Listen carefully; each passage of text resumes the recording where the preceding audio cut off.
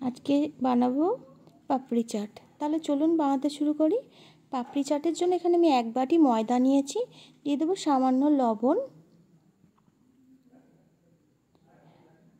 দিয়ে দিলাম 1 টেবিল চামচ সাদা তেল বা রিফাইন্ড অয়েল, দিয়েছি 1/2 চামচ খাবার সোডা বা বেকিং সোডা। এবার এটা ভালোভাবে মেখে নেব। হাতে করে দেখে নেব এরকম মুঠো করে, যদি দেখি না মুঠো হয়ে যাচ্ছে তাহলে জানবো ঠিকঠাক ময়ান হয়েছে। এবার এটা অল্প অল্প জল দিয়ে একটা শক্ত ডো তৈরি করে নেব। এখানে আমি একটা শক্ত ডো তৈরি করে নিয়েছি। এটা 10 মিনিটের জন্য আমি রেস্টে রেখে দেব।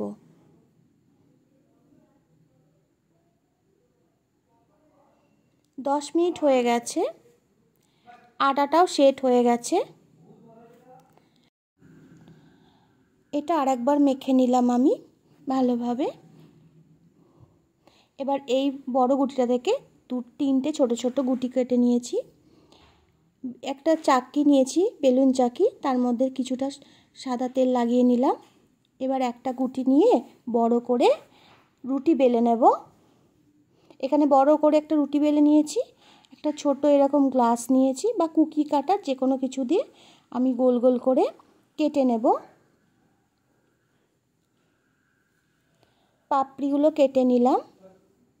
এবার এই পাপড়িগুলো আমি একটা কাঁটা চামচ দিয়ে ফুটো করে দেব, যাতে পাপড়িগুলো ফুলে না যায়। এই যে কাঁটা চামচ নিয়েছি, এইভাবে ছিদ্র করে নেব যাতে লুচির মতো না ফুলে ওঠে পাপড়িগুলো।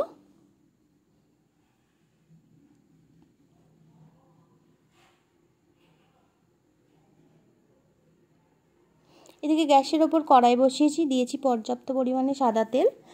এবার তেলটা ভালোভাবে গরম করে নিতে হবে। এবার আঁচটা একদম লো করে নিয়ে, গ্যাসের ফ্লেম লো করে নিয়ে পাপড়িগুলো আস্তে আস্তে ভেজে নিতে হবে। একদম লো ফ্লেমে, লো হিটে এটা ভেজে নিতে হবে, উল্টে পাল্টে, এবং কালার চলে আসা পর্যন্ত এটাকে ভেজে নিতে হবে। তাহলেই একদম ক্রিস্পি জিনিসটা তৈরি হবে পাপড়িগুলো। এই যে আমার এখানে ভাজা হয়ে গেছে। এবার তেল ঝরিয়ে আমি একটা আলাদা পাত্রে তুলে রাখবো।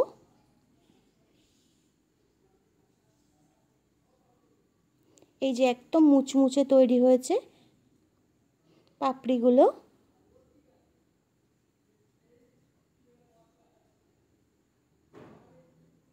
এখানে চাটের জন্য কিছুটা আলু সেদ্ধ, ছোলা, পেঁয়াজ, টমেটো, লেবু, লঙ্কা, টমেটো আর শসা কুচি নিয়েছি পাপড়িগুলো একটা থালায় সাজিয়ে বা প্লেটে সাজিয়ে নিয়েছি।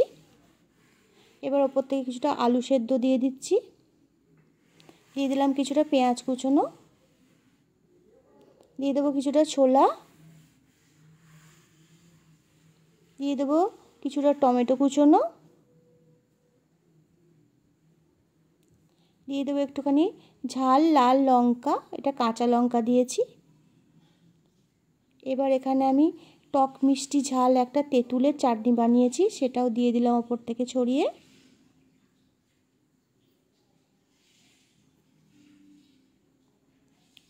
এখানে আমি দই নিয়েছি, দইটা চিনি দিয়ে ভালোভাবে ফেটিয়ে ফ্রিজে 1 ঘন্টার জন্য রেখে দিয়েছিলাম। এবার এই ওপর থেকে একটু দই ছড়িয়ে দেবো পাপড়িগুলোর ওপরে।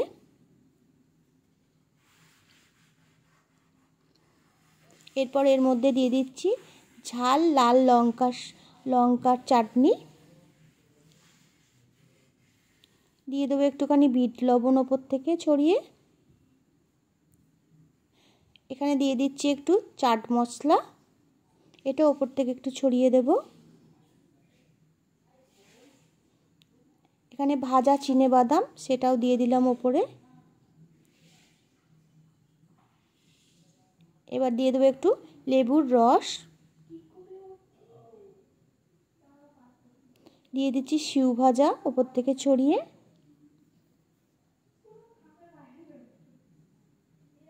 তৈরি হয়ে গেল আমার পাপড়ি চাট।